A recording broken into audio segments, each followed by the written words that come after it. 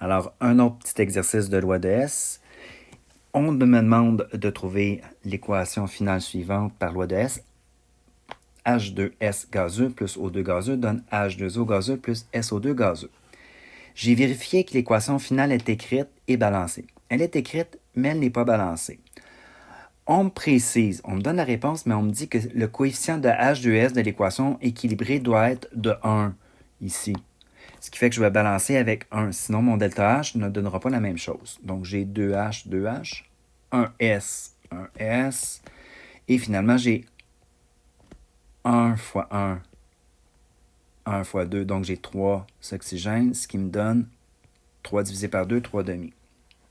J'ai donc mon équation balancée en respectant l'idée d'avoir un coefficient de 1 pour le H2S.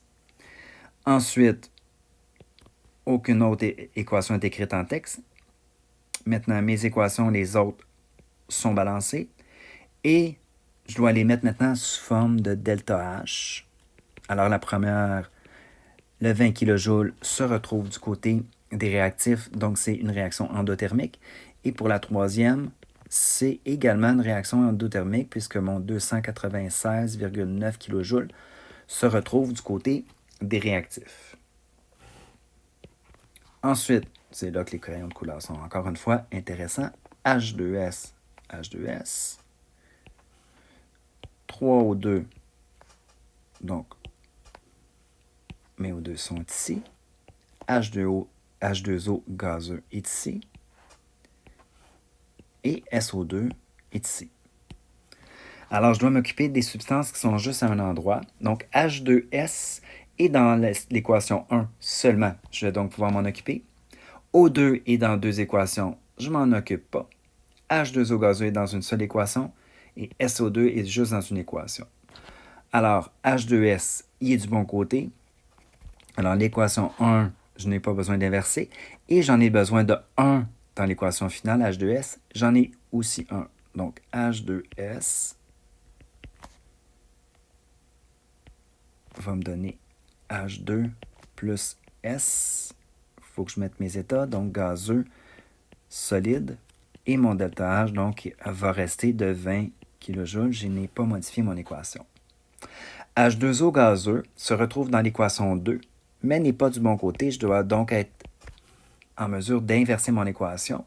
Et je dois n'en avoir seulement que 1 alors que j'en ai 2 dans mon équation. Donc, l'équation 2 doit être inversée et divisée par 2. H2 gazeux plus 1 demi O2 gazeux va me donner H2O gazeux.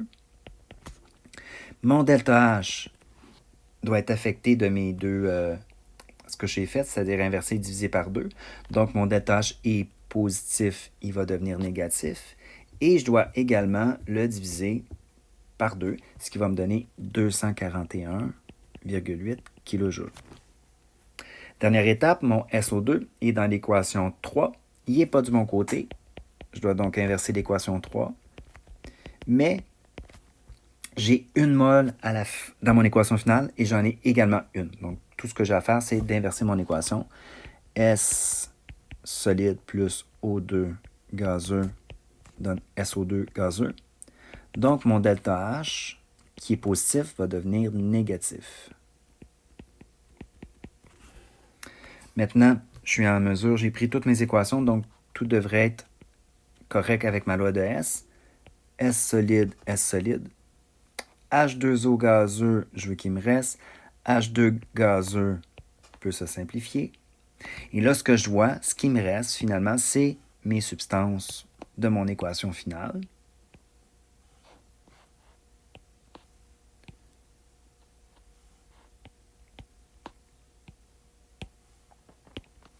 Donc, H2S est du bon côté, j'en ai un. Mais O2, ce qu'on voit que j'ai 1 et 1 demi du même côté, donc ils s'additionnent, ce qui me donne 3 demi, c'est mon équation finale. H2O gazeux et SO2 gazeux sont du bon côté avec la bonne quantité, ce qui fait que je vais pouvoir additionner mes delta H et ça me donne moins 518,7 kJ. Donc, j'avais fait ça, j'avais affecté mes delta H et je n'ai pas eu besoin de faire la dernière étape.